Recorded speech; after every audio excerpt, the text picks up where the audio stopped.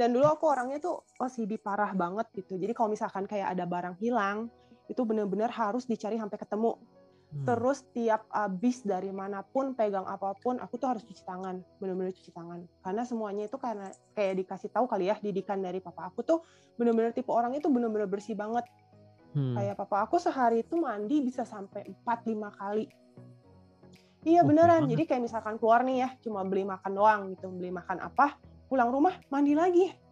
Itu sebelum corona ya udah kayak gitu sebelum ya? Sebelum corona itu udah dari kecil banget dia kayak gitu. Jadi makanya kan kalau misalkan nyuruh anak-anak nggak mungkin kali ya suruh mandi-mandi terus. Jadi selalu cuci kaki, cuci tangan, cuci muka. Sampai bener-bener ya ke bawah banget, akhirnya sampai kuliah dan masuk ke pernikahan. Jadi kayak ke pernikahan itu juga suami aku tuh sempat ngomong, kamu kenapa sih kalau megang barang tuh kayak yang jijik gitu. Dia megang barang tuh kayak yang nggak mau semua gini loh kok. Jadi cuma kayak beberapa jari doang gitu.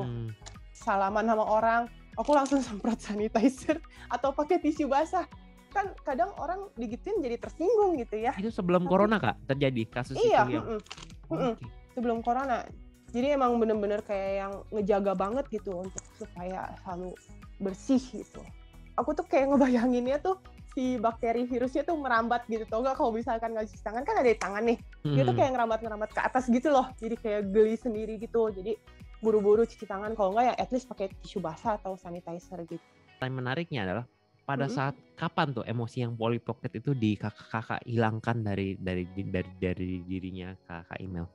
Sebenarnya aku nggak mau menghilangkan sih, tapi aku lebih santai aja gitu, kayak ya udahlah gitu, orang cuma mainan gitu kan, mau dimainin anak-anak ya udah aja sih gitu. Karena aku ngerasa anak aku lebih berharga daripada cuma sekadar Polly Pocket ini. Tadinya sebelumnya aku bisa ngamuk banget kalau misalkan anak aku tuh pegang gitu. Ya kebayang lah gitu pegang mainan kecil kayak gimana gitu kan. Aku pasti stres banget kalau itu mainan satu hilang gitu. Karena aku ngerasa pasti si Polly Pocket itu nggak akan komplit lagi seperti awal gitu loh. Kayak gitu. Kalau sekarang mah lebih santai, lebih mereka mau main ya sok aja. Terus aku suruh mereka beresin sendiri dan nggak aku cekin lagi. Lalu mungkin kenapa?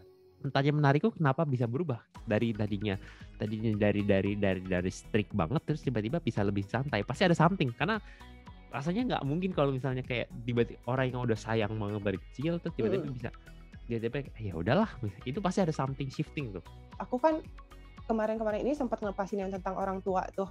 Nah itu tuh pemberian Polly Pocket ini tuh dari mama aku gitu loh. Jadi benar-benar mainan yang pemberian mama aku kasih gitu. Tanpa waktu itu tuh aku tanpa ngerjain apapun gitu, tanpa ngapa-ngapain tiba-tiba tuh kayak dikasih mainan kayak gini. Ini yang pertama kali mama aku kasih dan itu tuh kayaknya wah ini mama baik banget gitu, pulang dari luar kota dia bawain ini. Nah kayaknya ini gitu yang bikin aku ngelepasin emosinya, mungkin yang di orang tua itu juga terkait sama ini juga kali kok gitu. Pemberian mama ya soalnya. Iya, pemberian mama juga udah mungkin kan udah nggak ada juga kali, jadi itu pemberian mama.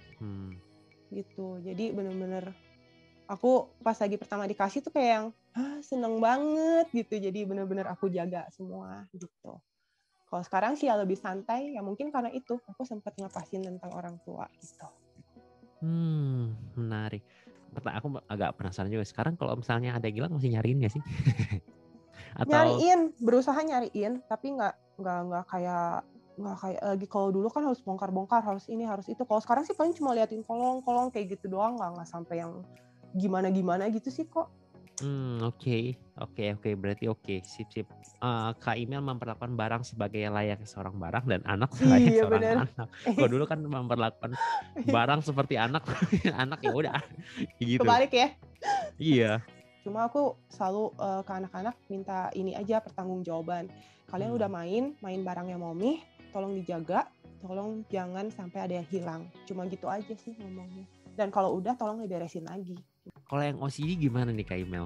Iya OCD juga sebenarnya aku tuh nggak terlalu ini, aku nggak terlalu spesifik untuk ngelepasin ke sana gitu loh. Cuma ya maksudnya kayak sekarang tuh ya lebih nyantai hidupnya, lebih enak gitu. Tiap hari bangun tuh kayak lebih happy. Kalau dulu bangun ya, aku selalu sering banget suami aku bilang, kamu dari mata melek sampai mata merem, mulut nggak berhenti ngomel. Kenapa sih katanya?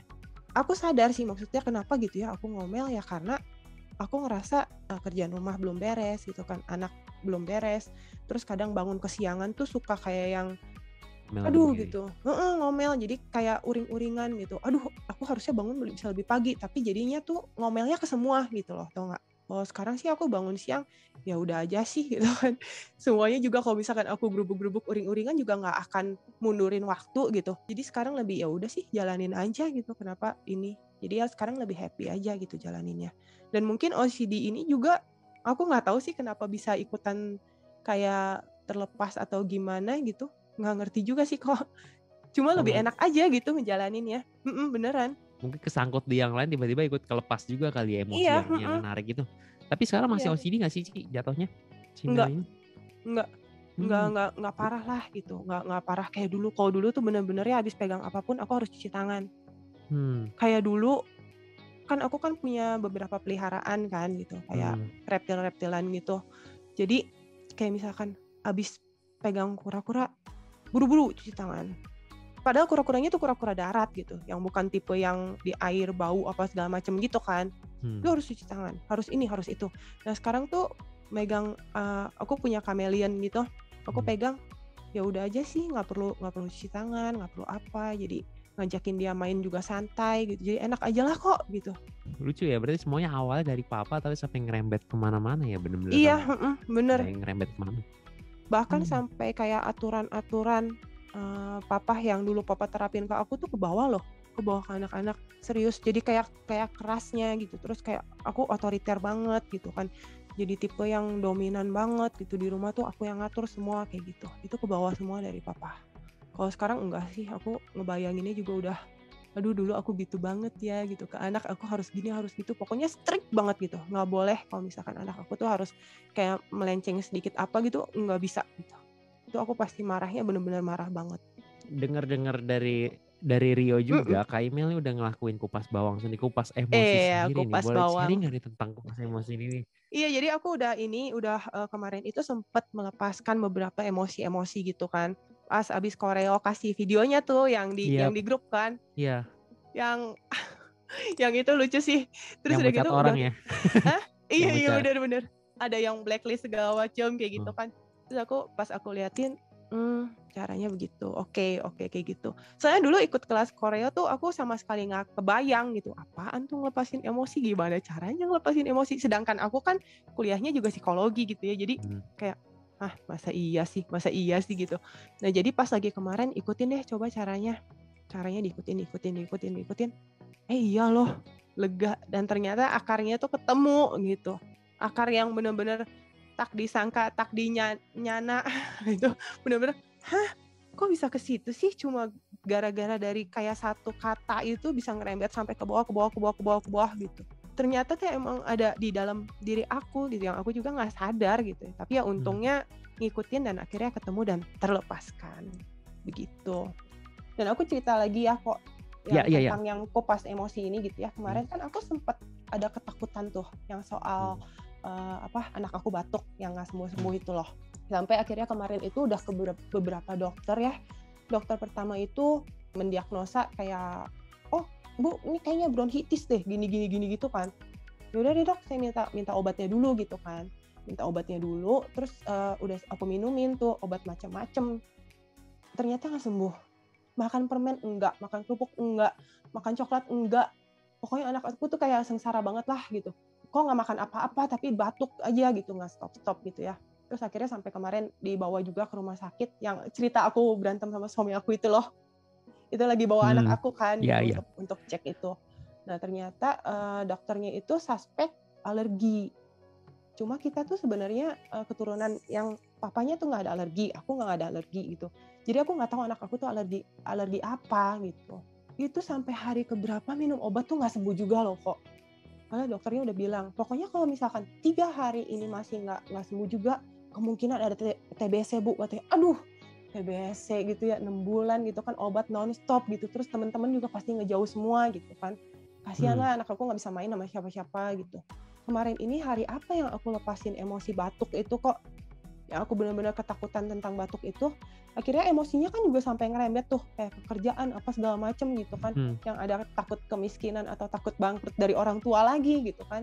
Terus ternyata hari apa aku Rabu atau Kamis sih aku ngelepasin sih, aku lupa deh, pokoknya yang sempat aku share di grup itu hari Jumatnya anak aku nggak batuk sama sekali loh kok. Bingung gak sih? Padahal sehari sebelum hari Jumat itu hari Kamis kan, dia masih batuk parah, yang kayak kayak gitu, yang kayak masih ada aja gitu dahak. Tapi tuh hari Jumat sama sekali nggak ada suara batuk tuh. Bingung gak sih? Bingung ya? Aku aja bingung. Iya, aku juga bingung. Itu sampai nggak ada suara batuk. Terus kayak yang kayak dehem-deheman, kayak misalkan orang udah selesai mau batuk kan pasti ada gitu kan. Ini nggak ada loh, benar-benar berhenti sama sekali. Jadi ya puji Tuhan aku nggak keluar uang lagi untuk tes mantu. Karena ternyata harganya lumayan banget gitu kan tes itu gitu. Sebenarnya Gitu lebih kok. puji Tuhannya ternyata emang dia bukan uangnya kali ya Kak, dia sehat. Iya bener-bener. Dia aja, karena dia kalau dia keluar ke harus dilepaskan nih tentang uangnya nih. Iya, berarti sekarang Kak Imel udah rajin kupas bawang sekarang. Udah dong. Udah dong. Berarti soalnya kalau nggak dikupas itu ya rugi lah untuk diri kita sendiri, karena kan yang ngerasain emosinya kan kita sendiri ya, dan itu bakal berdampak juga kayak ke keluarga kita kan, kasihan aja gitu mereka kena semprot mulu gitu kan. Ya gitulah, jadi aku lebih happy, lebih nyantai, lebih enak gitu, lebih ya nyaman aja gitu jadi diri aku sendiri. Jadi Kak Imel sendiri memang mengencourage juga teman-teman untuk rajin-rajin kupas bawang sendiri, bawang emosi sendiri ya, demi kebaikan sendiri ya. Oke. Ya kan karena aku juga pengen lah ya lihat teman-teman aku tuh lebih happy gitu ya. Satu kayak lagi. Oke, apa itu Kak? Ya ampun, dulu aku pernah begini loh. Kalau misalkan sebelum menikah kan ada tuh foto yang berdua tuh kok. Iya. Aku sobek dong kok. Itu mau sobek karena disimpan. Fotoku dengan suamiku. Ini benar-benar aku sobek. Bukan karena disimpan tersobek ya, tapi emang Kak Imel nyobek sendiri. Karena emosi banget. Ini jadi aku sobek jadi dua kayak gini. Terus suatu hari dia ngeliat dong. Terus dia bilang, kenapa foto aku sobek? Ini disobek sama siapa? Sama anak-anak atau sama kamu? Sama aku. Waktu itu kan belum ini ya, belum ngelepasin emosi. Sama aku. Terus dia tanya, emang kenapa? Kok bisa sampai disobek begitu? Ya aku kesel aja sama kamu. Aku sampai udah bilang sama dia, lu siap-siap ya kalau misalkan aku ada sidang divorce segala macam kayak gitu. Biarin aja aku sobek-sobekan. Aduh ya ampun, dulu aku pernah begini loh. Dan ini sebenarnya sih foto yang priceless ya, karena kita juga udah nggak tahu CD-nya ada di mana, dan ini tuh foto satu-satunya yang tersisa gitu. Jadi ya nanti aku tempel lagi deh pakai solatip. Sekarang jadi malu sih dan ketawa sendiri aja gitu, ngapain sih gue gitu kok. Kalau dilihat sekarang malah sebenarnya kalau dibalikin dulu kayak gue tuh ngapain sih dulu, kok nggak jelas banget ya sekarang ya. Nggak jelas banget, childish banget gitu, kenapa sih harus begini gitu.